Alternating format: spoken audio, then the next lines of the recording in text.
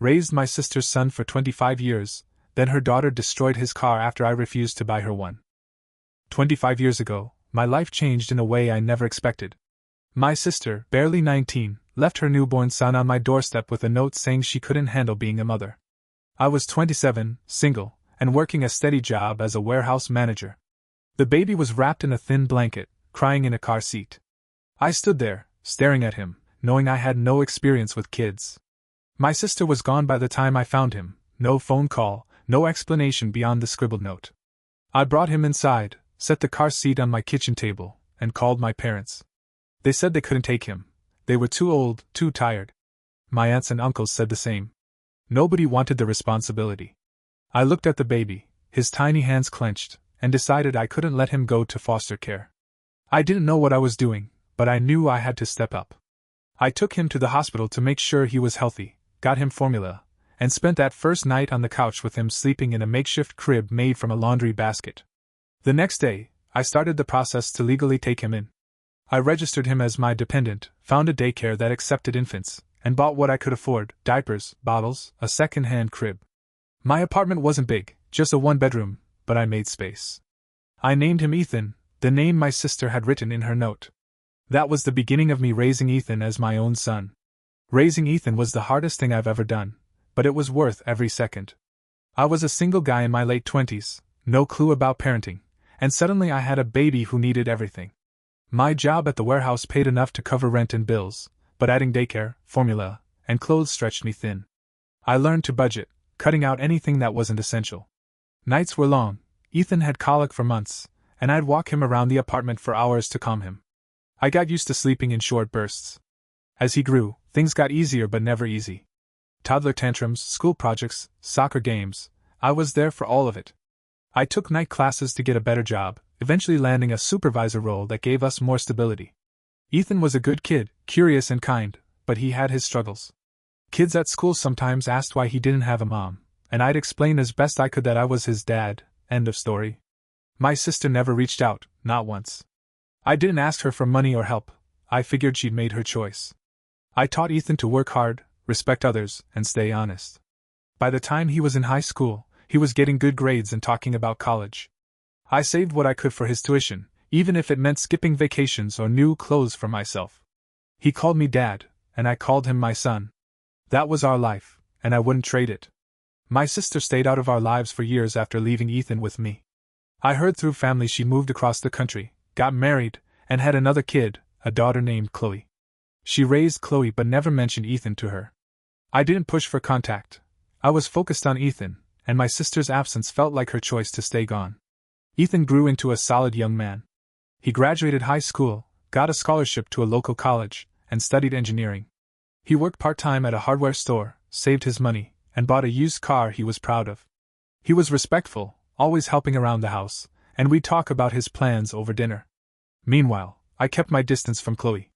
Family gossip said my sister spoiled her, giving her whatever she wanted: new phones, clothes, even a car when she turned 16. I met Chloe once when she was 10, at a family funeral. She barely spoke to me, clinging to her mom and ignoring Ethan. I didn't think much of it. She was a kid, and we weren't close. My sister and I exchanged maybe 2 emails in 20 years, always short and about nothing important. Ethan asked about his mom a few times when he was younger, and I told him the truth: she wasn't ready to be a parent when he was born, and I stepped in. He accepted it and didn't dwell. Our life was steady, just the two of us, until my sister called out of the blue last year. Last year, my sister called after years of silence. Her voice was shaky, like she was nervous, but she got to the point fast. She said Chloe, now 21, was struggling to find her way, and needed a place to stay for a few months. She asked if Chloe could live with me while she figured things out. I was caught off guard. My sister hadn't asked me for anything since she left Ethan on my doorstep, and I hadn't seen Chloe since she was a kid. My first instinct was to say no. My life with Ethan was stable, and I didn't need the disruption. But then I thought about family. I'd raised Ethan when no one else would, and maybe helping Chloe was the right thing to do. I told my sister yes, but only for a few months, and Chloe would need to respect my house rules. My sister agreed, sounding relieved, and said Chloe would arrive in a week. Ethan wasn't thrilled when I told him. He said he didn't know her and didn't trust her, but he'd stay out of her way. Chloe showed up on a Saturday, pulling into my driveway in a beat-up sedan that looked like it was held together by rust. She stepped out with 2 designer suitcases, wearing sunglasses and clothes that looked expensive but wrinkled. She didn't smile or offer a handshake, just nodded and said she was tired from the drive. I showed her to the guest room, a small space I'd cleared out, and gave her a quick rundown of the house. Clean up after yourself, no loud music late, and pitch in with chores. She barely listened, already scrolling on her phone. That first week, she treated my house like a motel. She left dishes in the sink, clothes on the bathroom floor, and never once offered to help with dinner or take out the trash. Ethan kept his distance, spending more time at his job or with friends.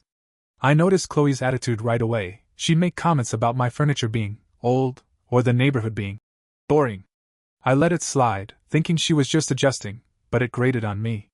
She'd sleep until noon, spend hours on her phone, and leave the house without saying where she was going. I tried to talk to her, asking about her plans or if she was looking for work, but she'd give short answers and change the subject. Ethan told me he saw her at a coffee shop once, bragging to someone about her temporary stay at her uncle's lame house. I started to regret letting her stay, but I kept hoping she'd settle in and show some gratitude. Things got worse when Chloe's car broke down about a month into her stay. She'd been driving it hard, never checking the oil or tires, and one morning it wouldn't start. I heard her yelling in the driveway and went out to see what was wrong. The car was dead, engine clicking uselessly. I offered to call a mechanic friend to take a look, but she said it wasn't worth fixing, that the car was trash, and she needed a new one. I told her a used car in decent shape could work, but she'd need to save up for it herself. That's when she turned on me. She said she shouldn't have to settle for a used car, that she deserved something better, and that I should buy her one. Her tone was sharp, like I owed her. I was stunned. I'd been letting her stay in my home, eat my food, and use my utilities, all without asking for a dime. I told her I wasn't her parent, and I wasn't buying her a car. I suggested she get a job to save for what she wanted, but she rolled her eyes and said I didn't understand how hard her life was. She started ranting about how her mom always got her what she needed, and that I was being selfish by not helping family. I stayed calm, repeating that I wasn't responsible for her, and that she needed to figure this out on her own. Her face turned red, and she stormed back into the house, slamming the guest room door so hard a picture frame fell off the wall. Ethan overheard the whole thing from the living room and shook his head. He said he'd been waiting for her to show her true colors. I still wanted to give her a chance, thinking maybe she was just upset and would cool off. But the next day, she barely spoke to me, only coming out of her room to grab food and leave again. I noticed her glaring at Ethan's car in the driveway, a clean, used sedan he'd worked hard to buy. I didn't think much of it at the time, but I should have seen the warning signs. Her entitlement was building, and I was too focused on keeping the peace to realize how far she'd take it. The morning after Chloe's outburst, I woke up to Ethan shouting in the driveway. I ran outside and saw his car, the one he'd saved for years to buy, completely wrecked. The windows were shattered, red paint was splattered across the hood, and all 4 tires were slashed. Ethan stood there, hands on his head, staring at the damage. I felt my stomach drop.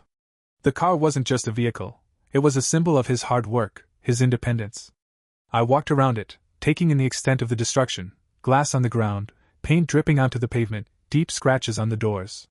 Ethan said he'd heard a noise around 2 a.m. but thought it was a neighbor. I told him to stay calm and went inside to check the security cameras I'd installed a few years ago after a break-in down the street. The footage was clear.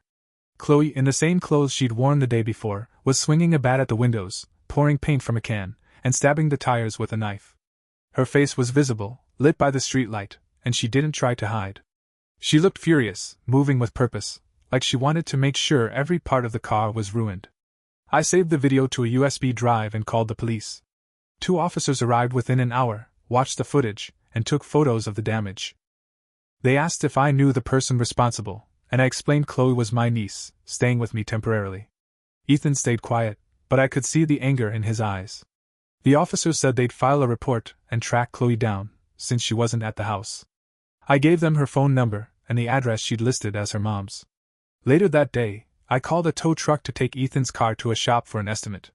The mechanic said the damage was extensive, thousands of dollars to fix, if it was even worth repairing. Ethan said he'd figure out what to do, but I could tell he was devastated. I felt responsible, like letting Chloe stay had brought this into our lives. The police found Chloe at a friend's apartment the next day. They arrested her for vandalism and destruction of property, based on the video evidence. I got a call from an officer saying she'd admitted to it but claimed it was a misunderstanding, and that she was upset about her car's situation. I didn't buy it. The footage showed rage, not a spur-of-the-moment mistake. She was released on bail, paid by my sister, who called me that evening. Her voice was loud, accusing, saying I was ruining Chloe's life over just a car. She said Chloe was going through a tough time, that I should have helped her instead of picking a fight. I told her Chloe had no right to destroy Ethan's property, that she'd been given a place to stay and repaid us with disrespect. My sister kept going, saying I was heartless, that I'd stolen Ethan from her, and now I was turning on Chloe. I hung up, done with her excuses. Ethan and I met with a lawyer to discuss pressing charges. The lawyer said the case was strong, clear video, a confession, and no prior record for Ethan or me to complicate things. We decided to move forward, even though it meant more tension with my sister. Chloe's court date was set for a month later, and the police kept the video as evidence. Meanwhile, I told Chloe she was no longer welcome in my house. I packed her things, left them on the porch, and texted her to pick them up. She didn't respond, but her friend came by that night to get the bags. Ethan started taking the bus to work, since his car was still at the shop, and I could see the toll it was taking on him. He didn't complain, but he was quieter, spending more time in his room. I paid for a rental car for him, even though it strained my savings, because I couldn't stand seeing him lose more than he already had. My sister sent one last text, saying I'd regret tearing the family apart. I didn't reply. The whole situation felt like a betrayal, not just of Ethan, but of the life we built together.